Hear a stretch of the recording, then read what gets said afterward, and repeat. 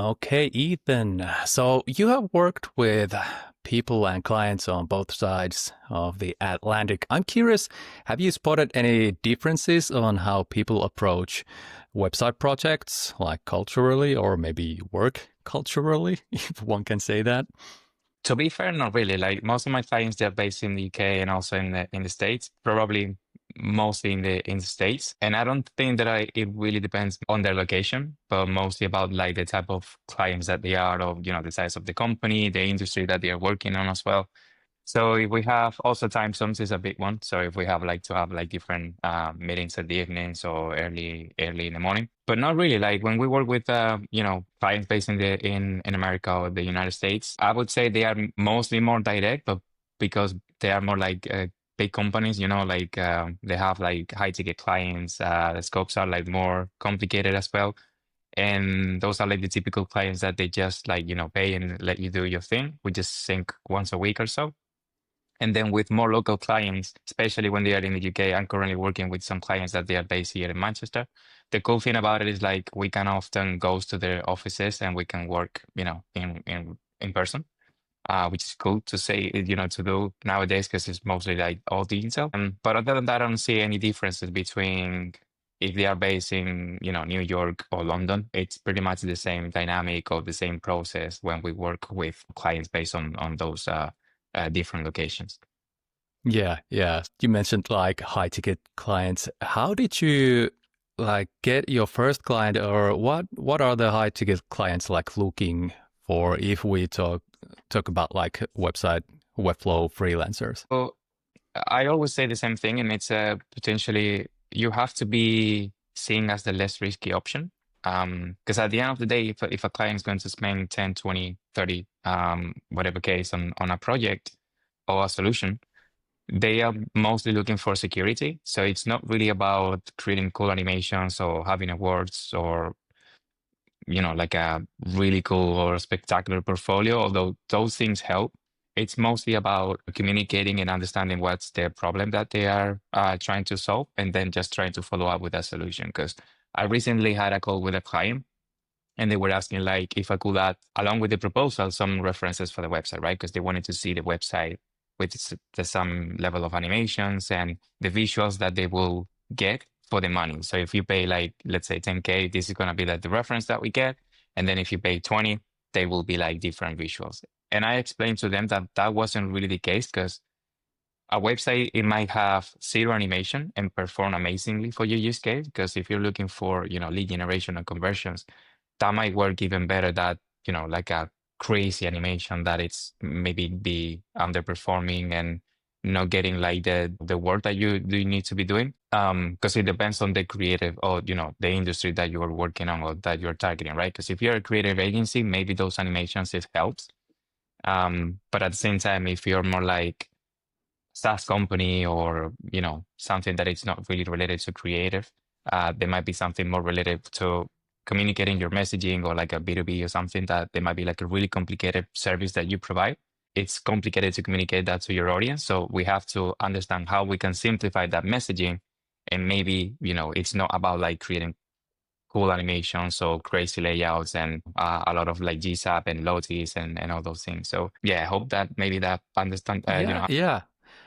Definitely, definitely. Understanding the end user is always important. And yeah, I'm already getting excited about this talk because there are so many things that I wanna dive deep. But before diving any deeper, we of course have to talk a little about ourselves. Who are we? My name is, of course, Janne Parri. I'm your host today, and I'm also a web designer from Finland, that one country way up north in Europe. And you're here for this guy. He is, of course, Ethan Suero. And Ethan, I know that you have lots of experience. You have done freelancing for a long time. You have done projects with the Playlist Studio. You have won awards. You have done coaching. You have done side projects.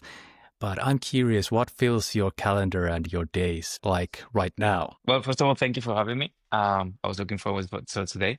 And I mean, when you say out loud, it's weird because it sounds like a lot of the things that I've done in the past, like especially with coaching and all those. And like sometimes I forget that I've done like things, because I'm like constantly working and projects. So it kind of like slipped my mind. But yeah, nowadays it's mostly client work, so collaborating on more like complicated projects, especially in 2025, compared to last year, for example, when I had like a lot of things going on with the subscription model, like the coaching, and every year I try to try different things. Yeah, nowadays it's mostly working with direct companies, like direct clients. I used to collaborate a lot with agencies, which I still do, but maybe not as often as we did it in the past. So yeah, like working with local clients. We're currently working with a hotel here in Manchester. We have a couple of clients in the United States. So yeah, it's a little bit of everything. Usually more demanding projects. Like maybe it's not about the pages or the amount of pages that we have, but like I said before, like maybe they have a complicated product or service that we have to find a way to communicate it in a simply in creative way. They have there's more requirement for custom things, even though we do everything with no code as much as possible in Webflow. More and more of the projects that I'm working, they require more coding. Thankfully, we have ChatGPT, and Yeah. I use GSAP for pretty much everything as well. So yeah, I would say that's bigger projects that they have like more complicated problems that we need to solve. But at the same time, those are like the more fun to do, right? Because it's not like just building a website that it's simple and it just works, which from time to time, if I'm one of those, are like appreciated because it's like kind of like a work that it's more straightforward. But when we work on this bigger project, it's more demanding. So yeah, that's what I'm doing for the most part nowadays. Yeah, that's cool. I'm gonna bite on that GSAP thing. What do you think of the Webflow GSAP update? The UI. So to be fair, I'm still doing everything in code. Because the way that I see GSAP is like thinking about the timeline or the animation that I want to create. So I just communicate that in a prompt with ChatGPT or pretty much like any AI will work. And if you're like clear with your prompts, to me it's faster to do it that way. And then I can just like move the code around and it's like straight to the point. When I've been testing the UI in Webflow, it felt to me pretty fragile. Like if you make an edit if you like testing things or something, or maybe you make an edit that is not supposed to happen, it will break the whole animation. And sometimes it's like still buggy because I suppose like still like quite recent. It might work in the when you are editing the animation, but then when you preview it work, but when you are editing it doesn't work, or vice versa. So when I've done that in the past, it was kind of like frustrating when I was like trying to get like a simple animation. Even though the UI it's pretty cool and it's pretty self-explanatory, especially if you know how GSAP works. I still do everything in code because maybe my workflow with the way that I build animations in that way it's faster and it's less risky to commit mistakes, and I don't have to recreate the whole animation from the ground up every time if it breaks or something, right? So yeah, that's my thoughts for now. Yeah, I'm with you. It is exciting, and I'm hopeful that they get that rolling on a smooth way, let's say. Hmm. And I've done some like small interactions with that, and yeah, it's a cool like interface. But then if you just use it for like small stuff, there's always the question: could I do it some way easier or lighter, like just a CSS animation or something like that? But yeah, okay, let's not go any deeper on that because that's a kind of like deep and endless hole. You mentioned that you work mostly with UK clients and clients from the States. I wonder, how did you get to that position? You are based in UK, but how did you get like break the borders, so to speak, so get the international clients? I mean, I think nowadays it's like pretty easy to get like global because we have social media and we have so many platforms that it's easy to just be out there. I think it was maybe back then when the Webflow partner program launched. I think it was back in 2020. I got in the first, pretty much like at the beginning. Very few guys that joined in the beginning. So it was like a dozen of us. And the thing with that is like maybe it was good timing because it helped me to get like Webflow was kind of like growing back then. That was already 5 years ago, which is crazy. A lot of people that were like demanding Webflow. Even now, it's even more. But back then it was like easier to get work through Webflow, and most of the clients they were in the States because maybe in Europe it wasn't like that popular as it is nowadays, or maybe it's becoming now. So, just working with clients that they were in the US because they were like more familiar with Webflow and they were like, just looking for people who provided that. I got my few first clients through Webflow in the program with the partner programs, with the expert program or whatever it's called nowadays. Yeah, I suppose that maybe when we start working with clients in the States, it's like if you work with one, it's easy to get your second one because maybe they Yeah. will be like referrals or if they are familiar with the companies that they are based in there, they just reach out. And even now today, like most of the demand that clients or companies that reach out, they are based in United States. It seems to be like also organic because most of the traffic that we get it's through Google. So when people search for Webflow expert or Webflow partner or Webflow designer, my website is one of the top. So we are like pretty high in the list. So that's helpful to get like people, even if they search for that in the United States, we will get there in their results. So that's how we bring traffic. So yeah, potentially like most of the people back in the day, or maybe the money was higher in the United States. That's when they are looking for Webflow developers. We were there, and then that's why we started like becoming more global. But at the same time, when we post on socials, we have like times that work for us. So if we post really early in Europe time, it must still not be like the right time to to put it in front of your audience in the United States. So we have different posts for in the morning in Europe, but also in the morning, which it will be for afternoon for us, but in the morning for US. And that's how we always try to be on their feed to show on their socials like LinkedIn or Twitter or whatever the platform that we are like, creating our marketing. Yeah, beautiful. So you kind of grew with the Webflow. Mhm. I in a way have a similar story, but in a way smaller scale. Back here in Finland, when Webflow was a new platform, I got straight to the Google first place with my site, which obviously was in Finnish. So it was quite easy to build my business and get clients. And I also got into the Webflow partner program quite early. But yeah, my problem, of course, was that I did not have a proper like English sites, and actually, I believe that I do not have that yet either. There's, of course, a lot to work on. As you know, your portfolio is never ready, Yeah. so that's probably my problem right now. But you mentioned that you got on a good stage or good position in US searches, so that's quite awesome. I wonder how hard it would be for a new site nowadays to rank in those general Webflow terms. Do you have any ideas about that? Yeah, I mean, because I'm not like an SEO expert, and my website is just one page, so it's not like I One have a page, ton of okay. content. Yeah, I don't have like a ton of content, to bring in traffic. But every time that we work with clients, we ask permissions to have our, site by even Suero or whatever in the Yeah, footer, and that's like a backlink. So over the years, we've been doing that with a lot of websites.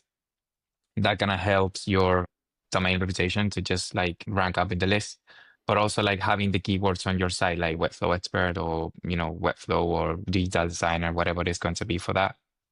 The good thing about it is like because it's so niche because it's Webflow. If it will be like a framer, Webflow, WordPress, or in general web designer, that might be higher to compete because there might be so many options within there. But because it's more niche, it's just Webflow and it's like a digital design and it's brand identity, but specifically for Webflow. Usually it's easy to rank up there. And that's the case for us in Google with our website, but also on LinkedIn. So yeah, it's just using a couple of keywords that work for a use case, but at the same time, having a healthy and good reputation with your domain, it will help you up to rank up in there. But yeah, that being said, I don't know what I did in order to be there. To be fair, your website is very cool, so that has to play in it. And nowadays, of Yeah. course, the SEO world is like everything is connected, and there's AI overviews, and it's blowing up, and it's hard to keep up with it. Some say that like strong social profiles are a big deal also in the search results. So that would like be like on the same argument that you made about the social media. Is LinkedIn like your main channel, or do you do other stuff? Yeah, I started with Instagram when I started my career in design.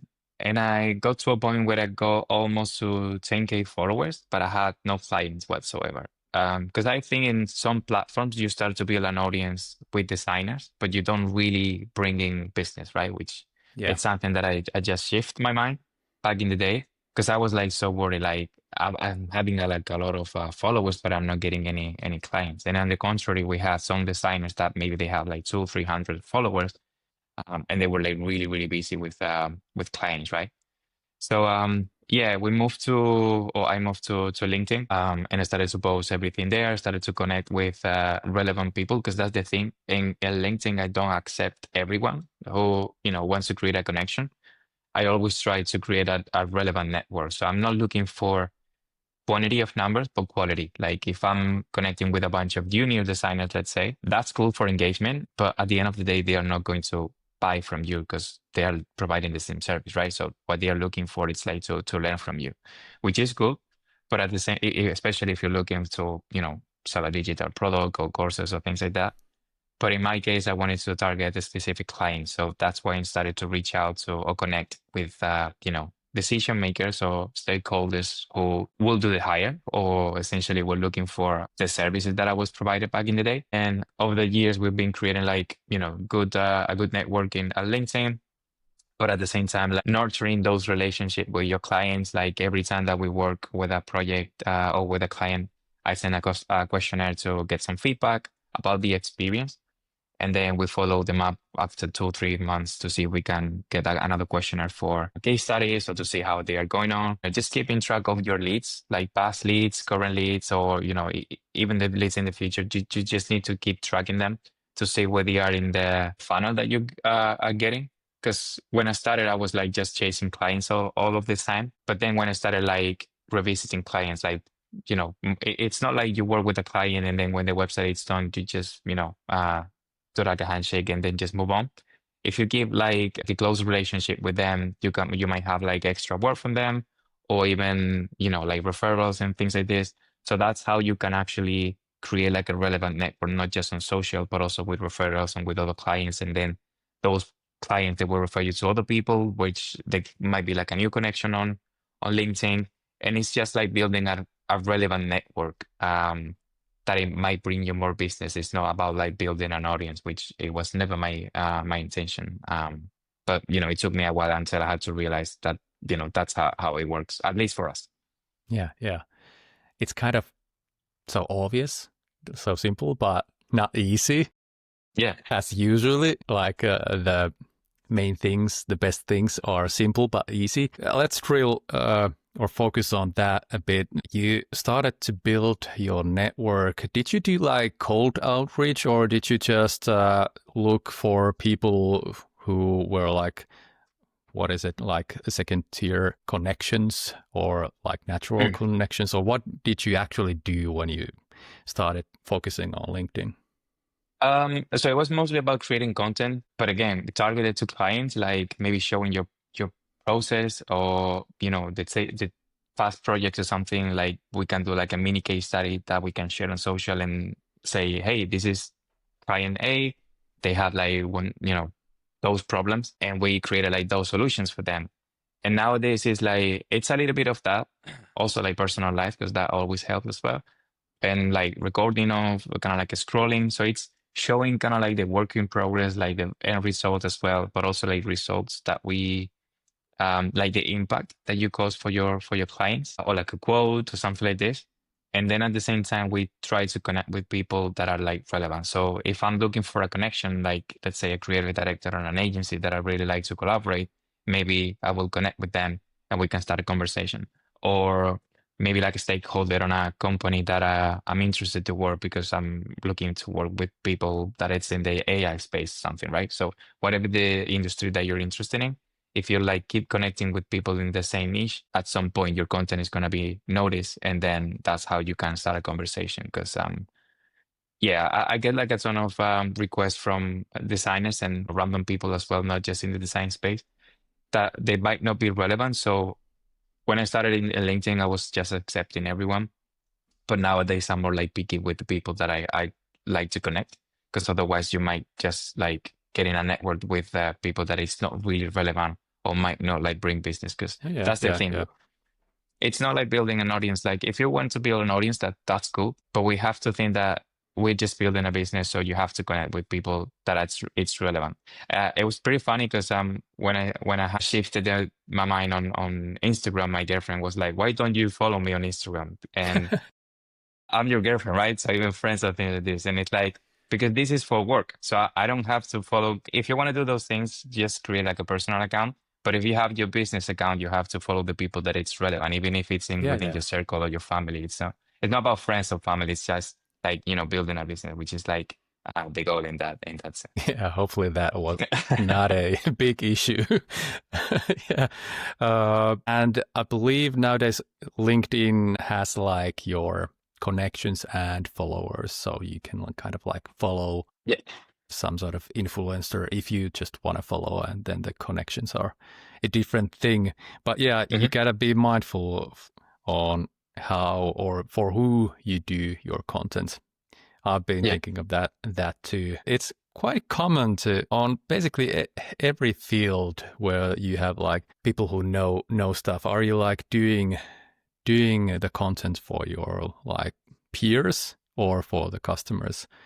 Yeah. And it's of course easy to show your work, and it quite easily goes towards the like juniors and your peers. So yeah, Hmm. that's a good thing to keep in mind. That's But something that, yeah, go on. sorry to interrupt. That's something that we also like we teach in the mentorship, like, because that was one of the key questions that a lot of the students have. Like, when we create content, you can create the same piece of content, but the way that you post it, it might have like a different impact. Because if you have like a hero animation where you have like the scrolling section of your new website that you've done for your client and it looks amazing, if you just show the scroll and say something like this is like the new work, it might not bring you new business if you just show that, unless that is resonate or maybe a potential client they see it and they like what you see and they just want to reach out. But if you kind of like switch, your mind or reverse engineer it a little bit and then just take the opportunity to also provide the context, like what was the impact of this, or how fast it was the turnaround for that project, or what was the experience of the client collaborating with you along with the visuals. That's kind of like more things that you are also like communicating, and that might be like the value that a client might see. So all right, so these guys know how to design and the animation is cool and everything, but I can also see that the client enjoyed working with them, or they actually did this really fast because they have like an event, something in a few weeks, or I don't know, whatever the value that you're going to be providing, or maybe the conversion rating improved like 20% after 2 or 3 weeks or something like this. So that's where the real value is. It's not like, again, crazy animations and cool websites and things like this.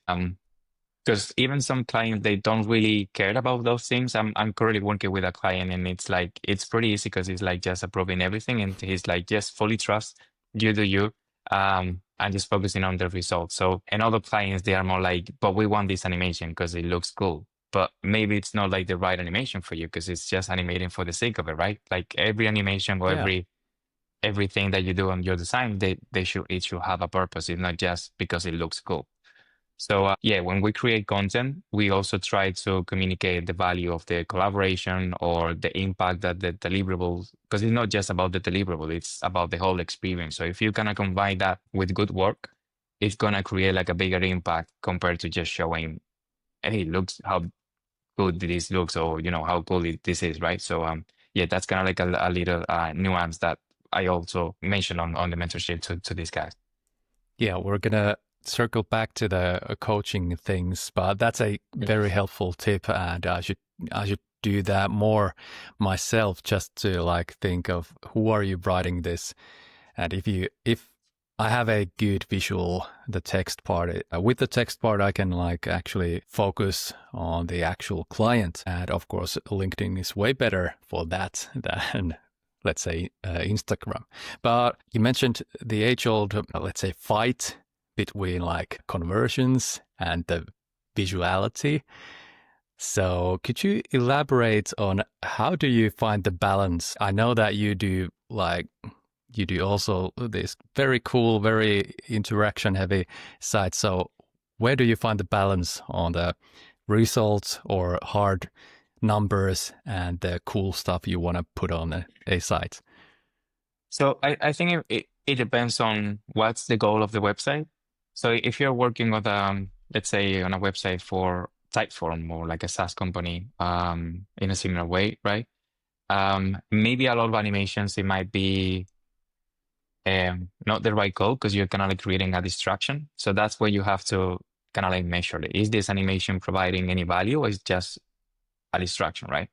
So there are websites where you have more simple layouts and it's mostly focused about the product, clarifying how it works, what are the benefits of those. And then you have like a bunch of strategies for call to actions and how to increase conversions, like models, positioning your buttons in the right way. You have social proof, reviews and things like this, kind of like the structured way as well for the landing page. And those are more like oriented for conversions. But on the other hand, you have also creative agencies. So even now, which I'm like working on my portfolio, and it might be more creative because that's kind of like part of my personality, and you want to show like animations and cool design things and things like this. So those projects, they might be more focused on cool stuff and cool work. So kind of like you want to highlight your work in a cool way because it's going to be making like the people, the users that are navigating your website like, oh, this is pretty cool. I would like to have that because it looks great and my brand, it's not there. So I want to highlight everything or, kind of like level up to that point. So that's where you kind of like measure. It's not the same if you're working with a creative agency or like a media company or another freelancer or something, maybe or photographer, let's say, or architecture, that they are like different projects that allows for more creativity and you can have more fun and create cool things. But on the other side, if you're working with more like enterprise level of clients, it's not about like creating an awards type of animation, website. It's mostly about a website that is scalable, that it's easy to maintain for their marketing. That's one of the reasons that we use Lumos, which is something that you talked with Corey, because I listened to that episode in the morning. Nice. And so yeah, those are the things. Like every time that we work on a client project, the first step is to do a discovery session so we understand what we need to do here, right? So it's a highlighting everything and then creating something that it's really appealing and really engaging and interactive? Or is it something that it needs to perform really well, that is going to perform well for conversion rates and we have like models and proof, social proof and things like this? Or do we have to communicate like a really complicated message in a simple way? Or those are the things that we have to consider, and then based on the problems of the goals that we want to achieve, you kind of make a decision in the sense of the design. So yeah, it really depends on the client. It's not really up to me, I'm afraid, every time. Yeah. Do you prefer one or the other, or do you like the change?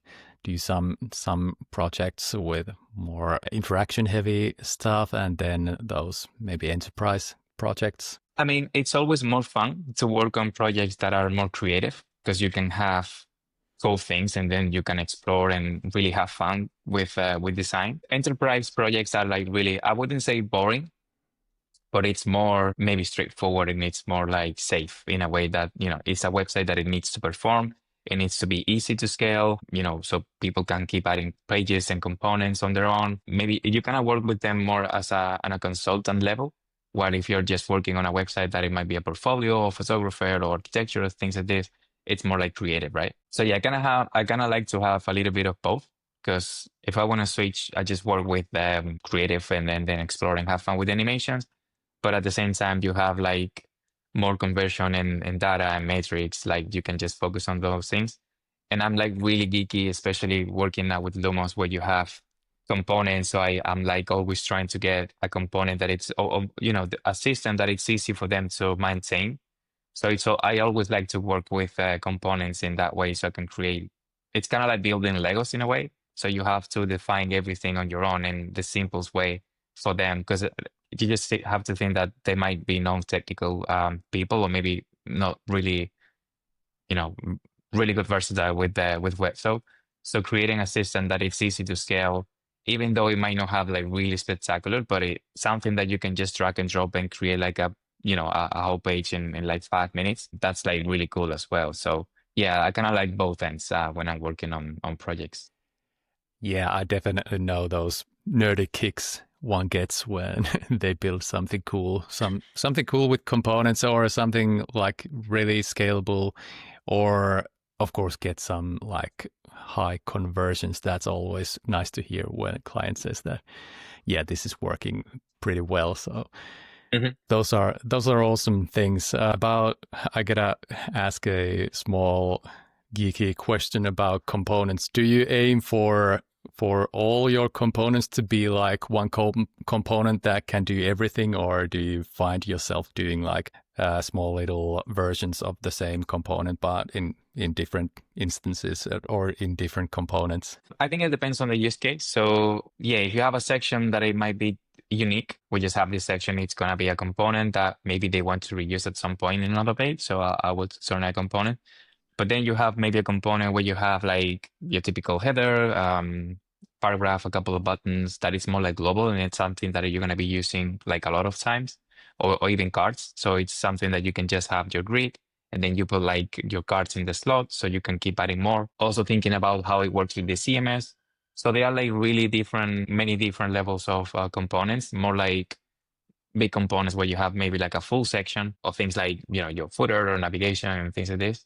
But then you have also like micro components, I would say, those things that you can drag and drop. And I like to also have, or even go a step like deeper, like if you have your card, that it might be a component that it will go into a slot, which is a grid.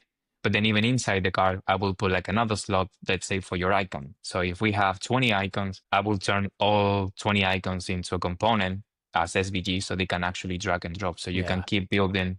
It's like micro components and components within components, which is something that I learned from the design system when I was like building those as well. So it's like, yeah, just building little pieces that you can just keep putting inside of each other and then just keep building more bigger components. And it's all Yeah. about flexibility. Yeah, it's that kind of like component inception, component Yeah. in a component. That that definitely gets you the component kicks. Okay, let's change the subject a bit. You mentioned that you have talked about the content with your coaching clients, and I know that you have a past with Flux Academy. I wonder what are like the biggest or most common things that come up in those coaching sessions. It's pretty different when I was doing Flux Coach, which because it was more like technical questions about their courses and Webflow in particular. And most of the question, it's like it might be pretty basic for some people because it's like at the end of the day, there was like people learning Webflow. So you might usually get like typical web questions over and over, like why this is not working, or should I use the Flex or a grid, or why my section is not working on mobile. So it was more like technical questions compared to what we do in the mentorship. I wouldn't say that people on my mentorship it's our clients. Maybe it's more like because I never refer to them as a client, to be honest. It's students or just like other freelancers that we just build a team and then just try to provide value. Because I've only done like two rounds, and this is something that I just started this year. But yeah, the questions that we do on the mentorship, it's mostly about creating a funnel. Because the reason that I decided to do the mentorship it was because so many friends as well, they were great at design and other craft, but they didn't know how to market themselves. And it's like sometimes they are like even better than me, like in the level of skills.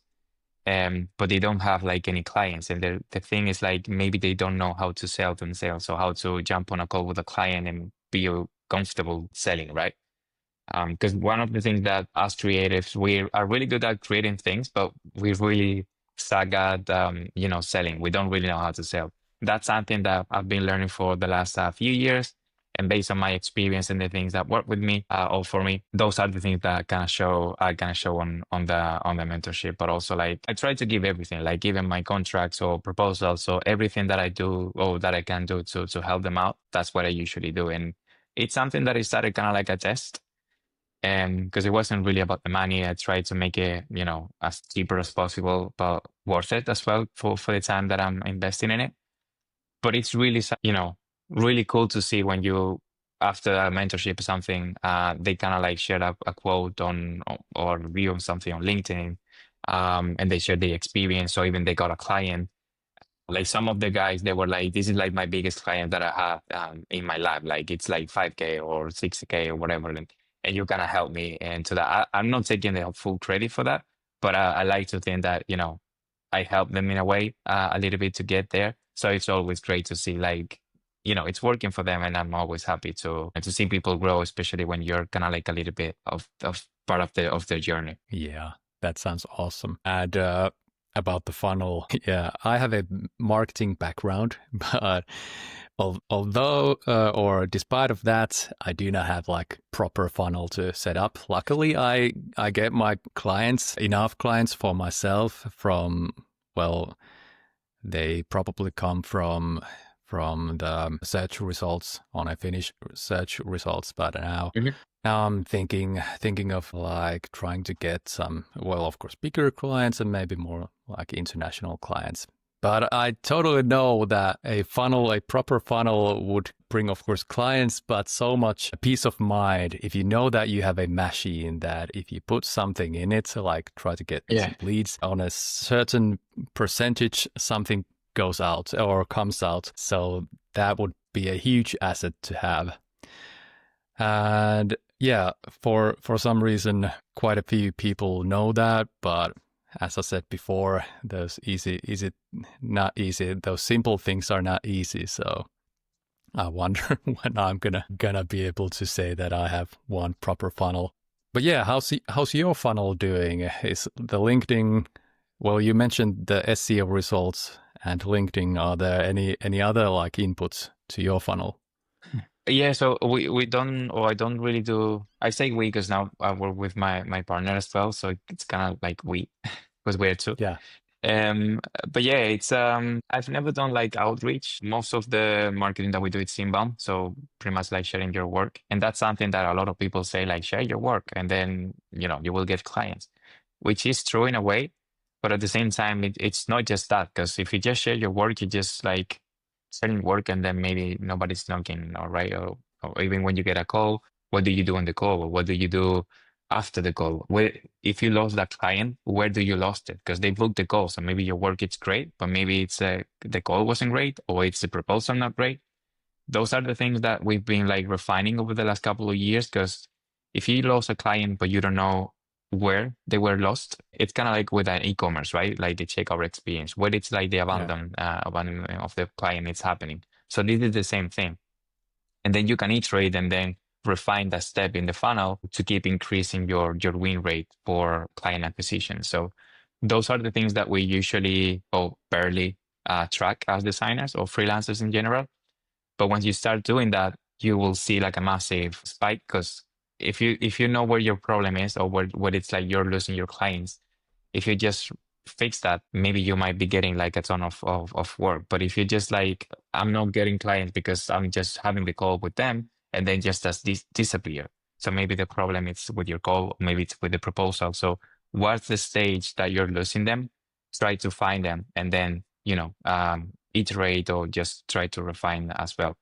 And something that we've been doing apart from that is like keeping track of even clients that we don't get. Last year, I sent a proposal to a client. They kind of like ghosted us. And last week, they reached out as well because we kind of like reached out to them a few weeks ago to see how they were doing. The website was still the same. So I thought maybe they didn't work with anybody. Maybe it wasn't us because that's the thing. Like 99% of the time, they are not saying no to us. It's mostly because something changed or maybe the timing is not right or Yeah. it's not about the quality. Because if they reach out in the first on the first place, they already like your work. So it's not about your work or the things that they see. It's something else, or maybe about the feeling that they got on the call or they've offered or whatever it is. But if you kind of like even the clients that you lost or they ghost you or something, you can reach out to them a few months later or something to see how they're getting on.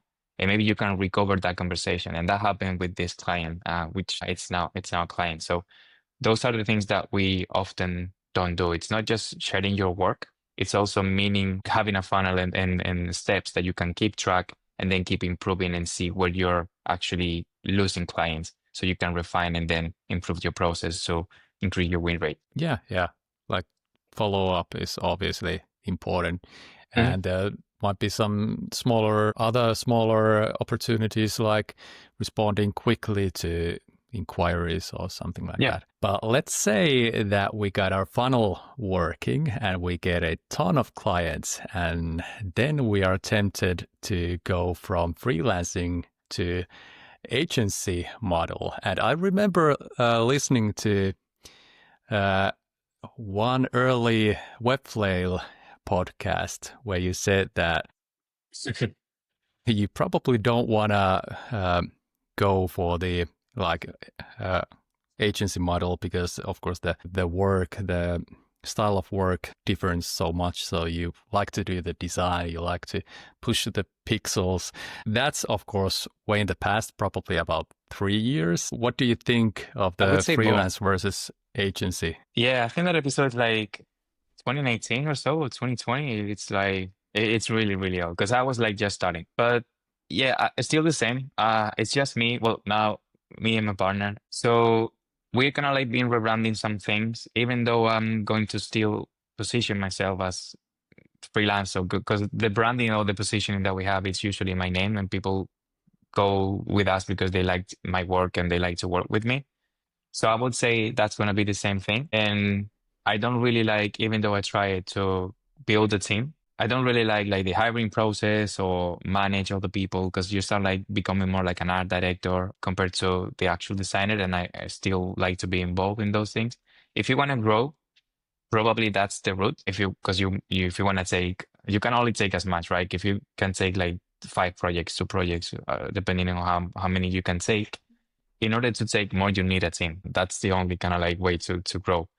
But then you have to make a sacrifice, right? So you're not going to be as involved in projects because you don't have the capacity. So you're working more kind of like dealing with clients and art directing your projects and supervising things.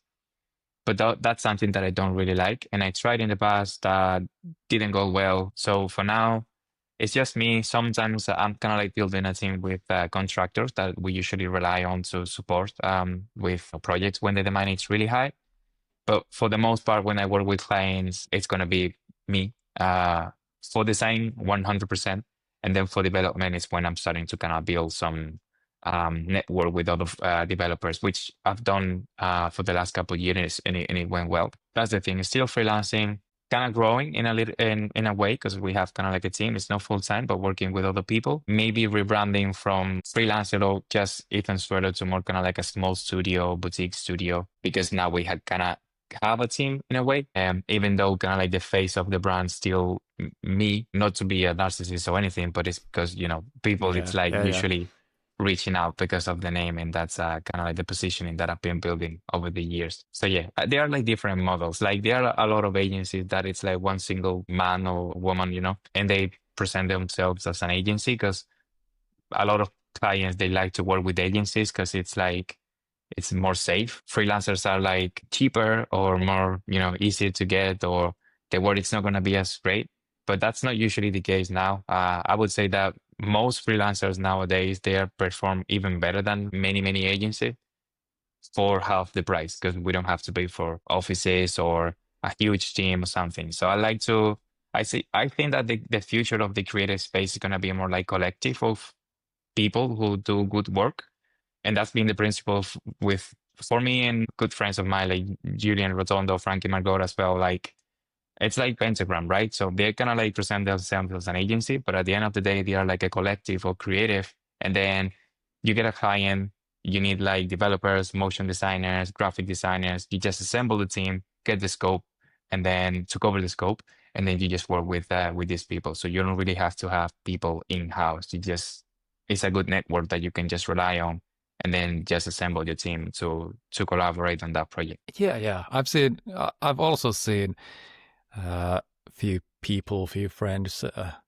like trying to progress to the studio level or kind of create some sort of group of people. And I think that is in a way wise if you do not want the like to build a full agency. And I, for one, I'm with you. I do not like to hire people and manage people and all the stuff that comes with it. But at the same time, I'm wondering what is if I wanna stay a freelancer, what is like the career progression? We are both like young guys, although you have a beautiful beard.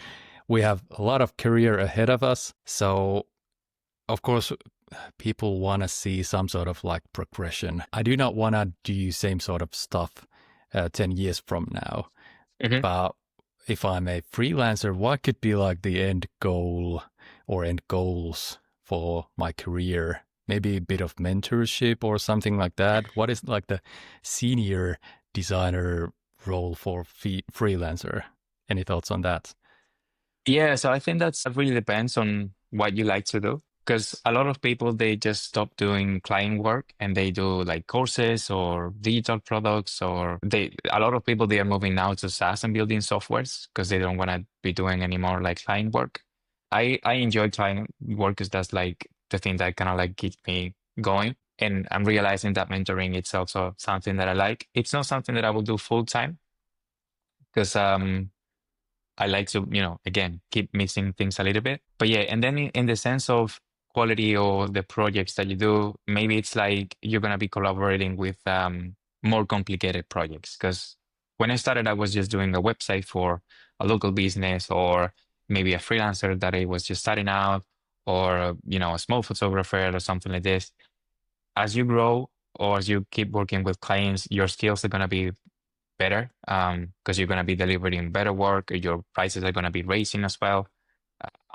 You're going to be working on more complicated projects, and it's just like getting bigger and bigger. And it's your work is going to look better as well, and that usually attracts like bigger clients. Like you're going to be collaborating maybe with agencies. You might get a role with them full time if you wanted to. Don't know. Like I think for me it's like getting freedom and in the sense that I can work on projects that I really enjoy and then working with bigger brands. Because if you've been in the game for like a long time and your positioning is there, you kind of have like a brand positioning as well there, a reputation or whatever it is called. You're gonna be attracting people there to you because if you're just in the freelancing for like a few days, you're not gonna be working with Nike or something like that, right? But at the same time, if you're like 5, 6, 7 years working with big brands, it's just gonna be getting like bigger and bigger. It's kind of like a snowball effect, right? So like I said before, Yeah. if you get your first client, the second client it's easier.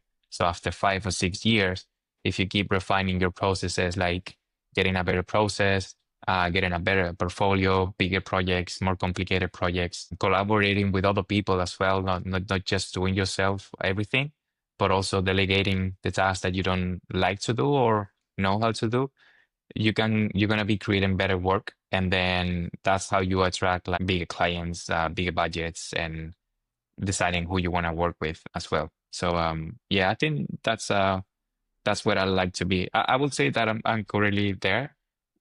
Always try to improve and to work with more exciting brands and collaborate with other people. But yeah, I love that I can decide when I like to work because we've been traveling this year for a few weeks. Then we came back. We managed to get all of clients back again.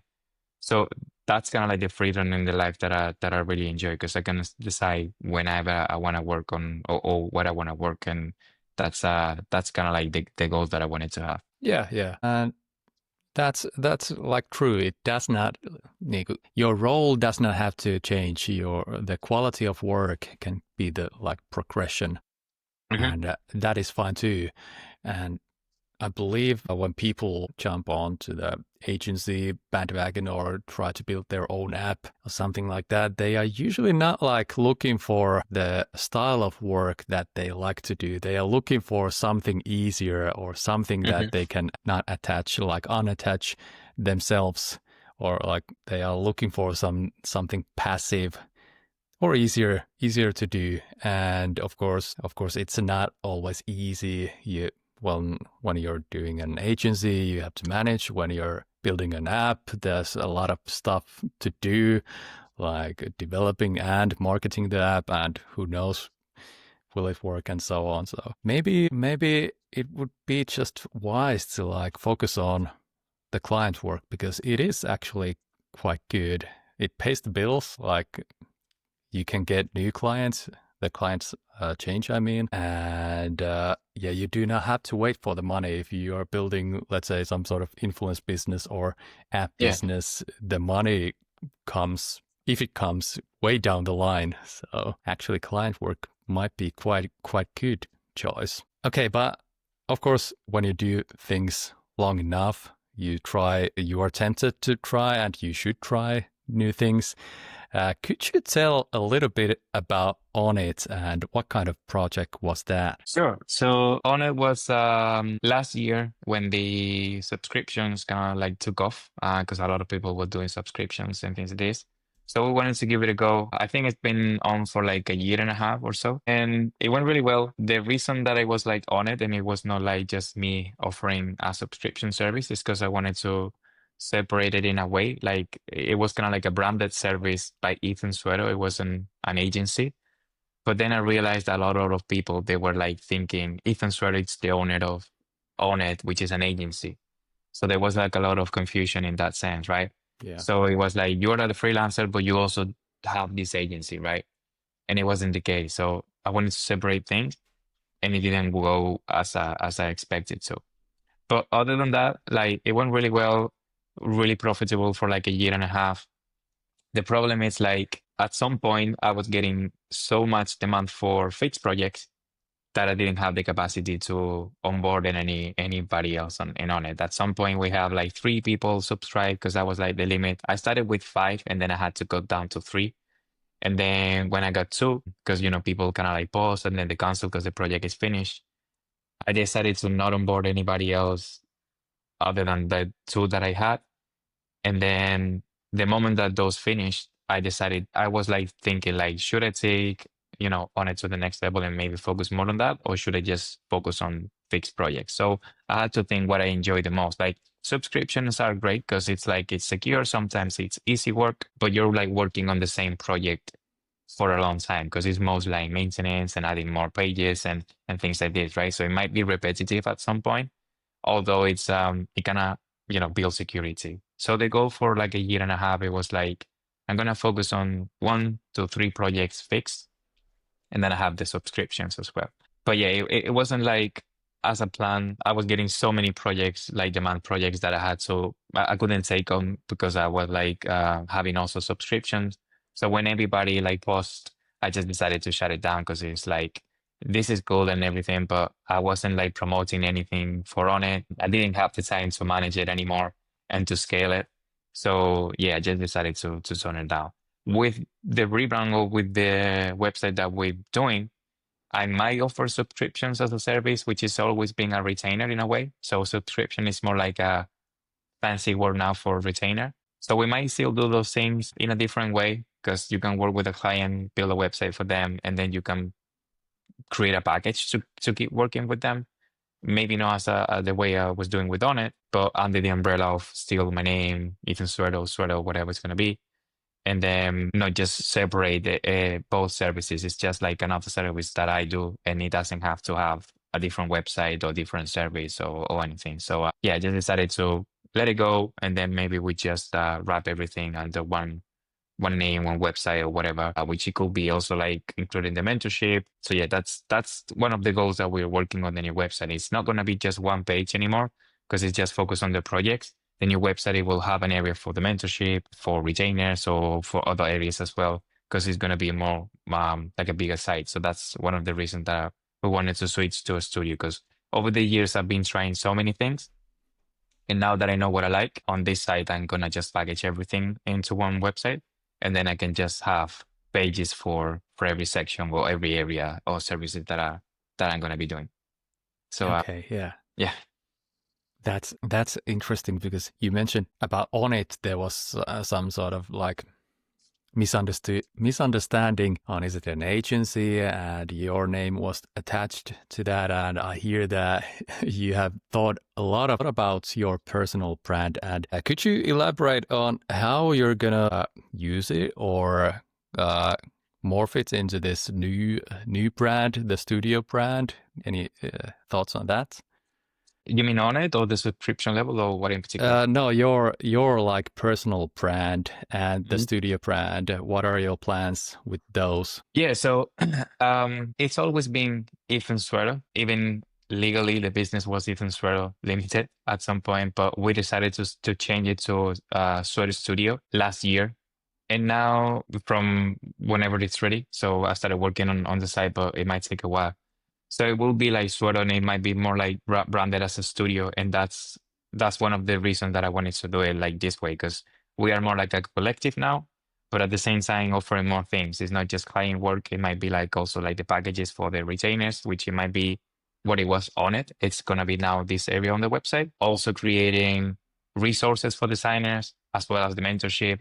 So it's gonna, grow into more like different things that we're going to be doing on there, or that I'm going to be doing in that sense. And it's not just purely client work, even though that's going to be the main focus, but also having other areas for other things as well that I enjoy doing, like, other offers as well, like the packages for clients as retainers, or resources for designers, the mentorship, and other things as well. Maybe in the future, I don't know, it might be courses or something, which I don't know if I will do, but we never know, because I'm constantly trying things. I don't really know if I like something. I would just give it a go, see how it goes.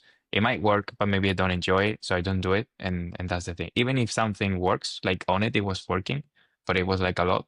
So I just decided to let it go, because I didn't want to, that stress of everything. So yeah, I always prefer to pick the things that I really like and that I think, or that I really want to keep pushing forward, compared to something that it just works. But if I don't really like it, I'm not gonna, spend more time on it. Yeah, one has to be quite ruthless Yeah. for the things that, and it's also good for the visitor or the client that you are not known for everything. You specialize in something, or at least a limited thing. But yeah, that's a like clever. You keep your name in the studio brand. I know that some people think or wonder if they should do a completely separate brand and try to like detach themselves from the brand completely. But Yeah. obviously, you have a strong personal brand, so that is also an asset to be used for the new brand. Yeah, that is awesome. Would you like some accountability? When will the new site be out? Hopefully end of the year or early 2026. Potentially early 2026, because I have some projects, but I'm not booking anything else. I'm booking some projects for September, so that might be the last projects for the rest of the year. So that way I have some time to work on the site, and then just plan for 2026. Because yeah, in terms of the profit and everything, the business is going well. So I don't want to be like super busy for the Christmas time. So that way we have some time to take some time off, think about what are going to be the plans for the next year, working on my site, and then other things as well. So yeah, if everything goes well and I have the time, hopefully it will be around that time, like Christmas time, maybe like launching on early 2026. Yeah, that would be awesome. And I know the struggle. Yeah, I'm in the process of updating my site, but for some reason, client work always goes ahead. And even if I schedule some time for myself to work on the site, there's always Yeah. something more urgent. And But of course, it's a good problem to have if you have clients coming in. But at some point, you have to do your own site too. So yeah, what were yeah. you about to say? Yeah, I actually just agreeing with you because when you're working on client work, you're actually working on other people's business. So you always have to find for whatever little time that you have, time to work on your business because that's the thing. Like when you have like you always have the feeling that if you have clients, you're growing, which in a way it's true because you're getting paid and everything. But in order to grow, you have to keep working on your business as well. And that could be like creating content for your social media, connecting with people, improving your funnel or getting a funnel, tracking your leads, finishing your portfolio, improving your portfolio. So those things they had to be done as well. And it's not just client work, client work, client work, because otherwise you will get stuck. And sometimes we have Yeah. the feeling that because we are working on projects and then we have the feeling that we are busy, we are growing, when in reality we're just like running in circles, working on the same type of level of clients and things like this. So that's the reason that many people they get stuck in a figure like I'm only working with clients of 500, 1000, 5000, and they don't really know how to take it to the next level. And it's because we just stuck on client work, but we don't really work in our own business, which it's something that we also need to do. Yeah, that resonates so hard with me. I know there's a conflict on the level of client I'm aiming for and the level of my current site. Hmm. And as long as I keep on doing the client work, I will not level up my site and I will have less of an opportunity or something else to get the actual bigger clients. Okay, there's one topic that I have to ask from you, at least one topic, let's say. Okay. Yeah, yeah. And that is about all the awards. Of course, there are million awards for web designers, even developers. Where did you get your first award, and how was that experience? I don't remember actually, because I've sent a few years ago, probably CSS awards and awards as well, like triple W awards. We never really had like a site of the day or something like this. It was most like honors or recognitions and things like this. And I mean, awards are cool. We all know how you get like awards nowadays. So it's not something that it's an actual, unless that you get like a Webby or something. But I don't think that that should be like the main focus. It's always cool to have like recognition because at the end of the day, not all of the websites are like awards type of level. Like if you're like working on conversions, so it needs to be like a, cool website in order to have an award, right? Because at the end of the day, they focus on certain things. So not every project is going to qualify. That was the word that I was looking for to submit for an award. But that being said, it helps to get awards because, clients, they like to have that. And if you're like an award-winning designer, you should be good. So that's gonna help to build some trust and the client as well. But I don't think that should be the ultimate goal. I think that I sent some maybe 3, 4 years ago. I haven't sent any awards since then, and we're still getting a ton of calls every week, every month, getting healthy clients. So, the business is healthy and we haven't sent any awards. I might send some, that being said, I might send some this year or early next year, mostly because the projects that I've done recently, I'm quite proud of a few of them. And I wanted to just use them to submit it.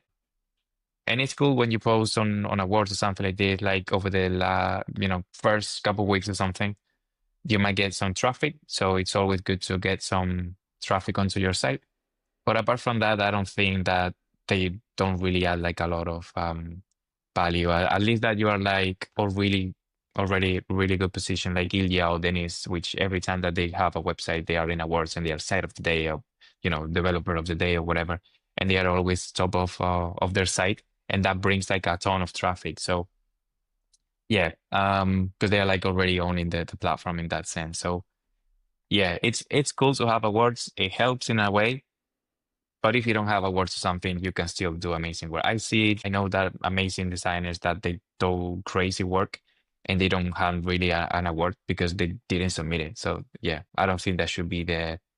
Yeah, it's one of those, well, not maybe not small things, but those things that are not crucial, but they help. Nice to Probably have. probably the first one will be like most helpful when you get to put your logo on your website. But you Yeah. mentioned at the start of the episode, big clients are searching for safety or trust. Of course, if you have a awards logo, Hmm. that might not mean trust for them, but for a certain type of client, that could be an indicator of the person knowing what they are Yeah. doing. The same thing kind of with the Webflow partner program. When I talk to people, I have never heard that they get a ton of clients from the partner program or get like good clients from that. But it probably helps to have the badge on your site, at least some amount. No one like knows exactly how much, but it is nice to have there. So if you would advise me or some like junior designer, how should they like approach if they wanna have a award of some sort? Do they just like submit a bunch of websites or fine tune one good site and then submit that? Yeah, any thoughts? Yeah, I would say it's not like sending a bunch of them and then just hoping to get an award. It's better to just properly spend some time on a website that, it qualifies for an award, like maybe more creative type of projects or, cool navigation. And it has to have some visual appealing because it's not like if it's the typical marketing site, it might not get an award. You need to have some level of juice in it in order to get there. Like typography, good design, not just animations, but also like colors and things. So really good design as well. But also perform really well, works on mobile, like basically checking all of the boxes and then just making sure that it's really well built and designed and then maybe getting or packaging everything into a really cool presentation. Because when you submit to many of those awards websites, you can also send mockups and like a cool presentation that you can just show in order to showcase your work. So yeah, if you kind of like really spend the time on a site, that will head in the right way to be recognized. But other than that, I would say it's also like about connections because a lot of the people who get most votes, it's also like at the end of the day, a lot of the designers they vote for people that they know of and because they are already like rock stars in the game and things like this. So if you're like pretty new and then you just send an award, if it's amazing, you're probably gonna be doing well. But I've seen some websites that they go on awards and they are really good websites, don't get me wrong, but maybe it's not like a groundbreaking website or something. It's a solid website, but maybe not like in my opinion like a huge or like an award type of level site. And they still get awards maybe because who did it or something like this. So yeah, I because awards to me it's kind of like a topic that it's a little bit I don't know. Yeah, but maybe it's not something that I would say it's completely fair in a way. Like I said, we all know how people get awards nowadays and there's like a lot of things involved and it's not always just because of the work of the quality of the site. There are other things involved in it. So yeah, don't focus on awards too much. Yeah, yeah, and especially if you have like smaller awards competitions. I feel that I believe that I have been approached with a some sort of competition, Hmm. and they say that everyone gets some sort of award out of Yeah. that. It is a business basically to Yeah, yeah. If you pay, help I them. will give you this award.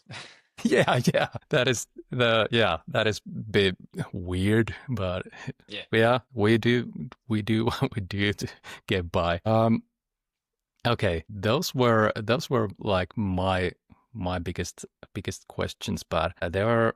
I said that at least one topic was the awards, but I think that I still have at least two questions for you. One is that what do you like to like geek on nowadays? Lumos is probably one thing you mentioned before, but do you have any other stuff that you are looking into right now? I've been like work related or something that it's not work related. Uh, it can be non-related to work, so anything goes. Okay, so if it's work related, I would say typography. It's been a big one this year. I've been investing a lot of time in it. Also getting courses as well. Books, maybe you can see some of them in there because I really wanted to level up my typography game. So I've been like consuming a lot of like editorial design, like reads, typography. It's something that I, do every single week nowadays. That's like kind of like work related or more like design related. And then another thing is that like no work related, which is just kind of like a hobby. It's been sim racing. So I've been getting more serious into it like this year, and I got like a new setup and everything. So yeah, I've been like focusing on that as well. Okay, so sim racing is like simulator racing Yeah, with because pedals I'm and turning. What is the wheel? Yeah, the wheel. yeah, exactly. So I'm a big fan of F1 and racing in general because I think like a few years ago, it was like potentially like 4 years ago, we've done the website for Hunter Gini. He was back then an F3 driver, a Formula 3 driver. So because of him, I had to do like a lot of research, looking into the Drive to Survive type of, show in Netflix about Formula One. I got into Formula One again. And then from there, it was like playing video games with cars and stuff. So yeah, just racing, but in a simulator essentially. And it was everything because of this client that I got into the sport. And then since then, I've been just on, all in. We've been to the Formula One Grand Prix in the UK a couple of times already. I went this year with my brother. So yeah, that's when I'm not designing, I'm racing on my Oh, on my. that's so cool. That's so cool. Formula One is quite big in Finland too, but nowadays we do not have a Finnish driver there, so it's kind of Well, like a next year, downturn. Valtteri Bottas potentially next year. I think he's gonna be back in the Yeah, grid. potentially, So hopefully, yeah, yeah, yeah, yeah. hopefully. I'm pretty sure he's gonna be there. Yeah, I like him. So Yeah, yeah. I still watch some old Kimi Räikkönen clips from YouTube because he's just funny. yeah, yeah, yeah. He was a character. Yeah, yeah. Speaking of Finnish, I'm not sure if you noticed, but I have this small section at the end of every episode where I tell a Finnish saying. I translate it to English, of course, and Hmm. you have to guess what it is about. What does it mean? If it's a metaphor, what does it like mean? So your saying or idiom is it's it's in Finnish, lähteä lapasesta. In English, it is to leave from mitten. Something leaves the mitten, like a glove or something. What do you think that means? I have no idea. I have no clue. How do you say finish again? Mm. Lähteä lapasesta. Latte lapasesta. And in English means again? Can you repeat it? To leave from a mitten. So let's say this party left the mitten. I gave a little bit of a hint. What Yeah, yeah. party you Uh, give a guess? So If no, you man, if it's you answer correctly, you would be the first one. okay. So nobody Yeah. nobody did it right. Yeah. So no, it sounds like I have no idea. I have no clue. Okay. Okay. I'll release you from the agony. It means to get out of control, like get out of Mm, hand. It is okay. basically the same thing. Get out of hand, but it's for some reason it is mitten, like these gloves. It's Finnish. I gotta do a little Finnish for every episode. No, no, for sure. Okay, so Ethan, we're about to land this plane. If people wanna hear from you, where can they go? My website, it's where I have like my work. So ethansuero.com. I'm pretty active on LinkedIn and Twitter as well. Same thing, Ethan Suero or Ethan Suero underscore something. But yeah, Ethan Suero all in all. And yeah, that's what I'm like hanging out. So yeah, Yeah, I'll make sure to leave every link in the description, and we'll be waiting for the studio sites at the end of this year or at the start of the next year. Ain't that definitely. right? Yeah. Now I have to do it. Yeah, yeah, yeah. Thanks, Ethan. Thank you.